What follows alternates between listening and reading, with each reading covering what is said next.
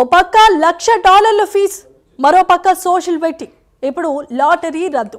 H1Bకి నీళ్లు వదులుకునే టైం వచ్చేసిందా? విదేశీ ఉద్యోగుల ఆశలపై అమెరికా ప్రభుత్వం దెబ్బ కొడుతోందా?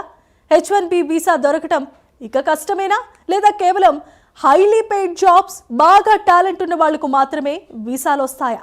అమెరికా వెళ్లాలనే లక్షల మంది యువత ఆశలకు ట్రంప్ సర్కార్ గండి కొట్టేసిందా? ఈ మార్పులు అమెరికన్ ఉద్యోగాలను నిజంగా రక్షించగలవా?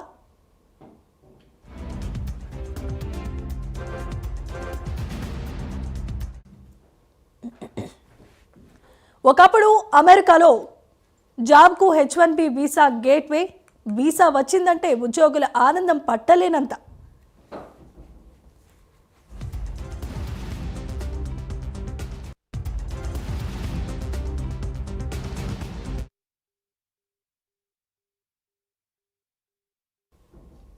అమెరికాలో జాబ్ కల నెరవేరుతుందంటూ సంబరపడిపోయేవారు. అయితే ఇప్పుడు అలాంటి పరిస్థితులు కనిపించడం లేదు. వీసా రావడమే కష్టతరంగా మారుతోంది. ట్రంప్ రెండవసారి అధ్యక్షుడిగా బాధ్యతలు చేపట్టినప్పటి నుంచి విదేశీ ఉద్యోగుల విషయంలో కఠినమైన నిర్ణయాలు తీసుకుంటున్నారు. ట్రంప్ నిర్ణయాలు చాలా మంది యువత అమెరికా డ్రీమ్కు ఫుల్ స్టాప్ పెడుతున్నాయి. రోజు రోజుకు వీసా విషయంలో కఠినమైన ఆంక్షలు తీసుకుంటున్నారు ట్రంప్. మొన్న $1,00,000 ఫీజు, నిన్న సోషల్ వెట్టింగ్, ఇక ఇవాళ లాటరీ రద్దు అంటూ బాంబు పేల్చారు. అమెరికాలో విదేశీ నిపుణులకు జారీ చేస్తున్న H1B వీసాల ఎంపిక విధానంలో ట్రంప్ ప్రభుత్వం సంచలనమైన మార్పులు చేసింది.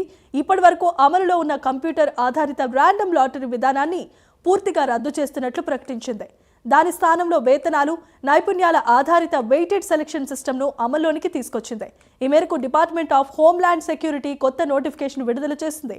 H1B వీసాల ప్రస్తుత విధానాన్ని కొన్ని కంపెనీలు దుర్వినియోగం చేస్తున్నాయని అమెరికా ప్రభుత్వం భావిస్తుండగా, అమెరికన్ కార్మికులకు చెల్లించాల్సిన వేతనాల కంటే తక్కువ జీతాలకు విదేశీ కార్మికులను నియమించుకుంటున్నారని అమెరికా పౌరసత్వం, వలస సేవల విభాగం ప్రతినిధి మాథ్యూ ట్రగెస్పర్ స్పష్టం చేశారు.